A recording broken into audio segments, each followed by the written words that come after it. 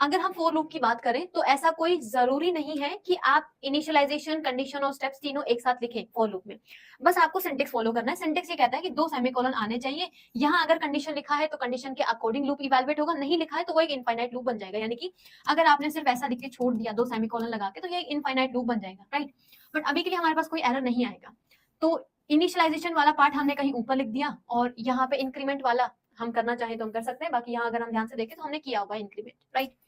तो सबसे पहले हमारे पास x नाम का वेरिएबल है, वैल्यू है 0। अब यहाँ पे हमने कंडीशन लिखा हुआ है, कंडीशन में लिखा है x, और इसको हम इंक्रीमेंट भी कर रहे हैं। अब ध्यान से देखो, ये कौन सा इंक्रीमेंट है? पोस्ट है। पहले अभी इंक्रीमेंट नहीं करेगा, जब कंडीशन चेक हो रहा है पहले कंडीशन को चेक किया जाएगा।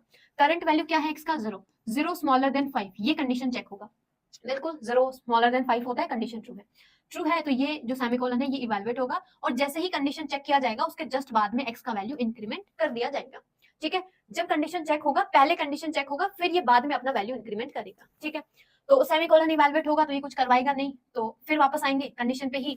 फिर कंडीशन चेक होगा कि क्या 1 स्मॉलर देन 5 होता है? बिल्कुल होता है, कंडीशन इस बार भी ट्रू है। फिर इंक्रीमेंट कर देगा तो ये हो गया 2, तो सेमीकोलन इवैल्यूएट होगा। फिर वापस आएंगे तो चेक करेगा कि क्या 2 स्मॉलर देन 5 है? बिल्कुल है। फिर जस्ट बाद वैल्यू इंक्रीमेंट कर देगा तो ये हो गया 3, अभी भी कोई ऑपरेशन परफॉर्म नहीं होगा। फिर चेक करेगा क्या 3 स्मॉलर देन 5 है? बिल्कुल है। फिर वैल्यू को इंक्रीमेंट कर देगा, फिर 4 को चेक किया जाएगा, फिर वैल्यू इंक्रीमेंट कर देगा, ये हो गया 5।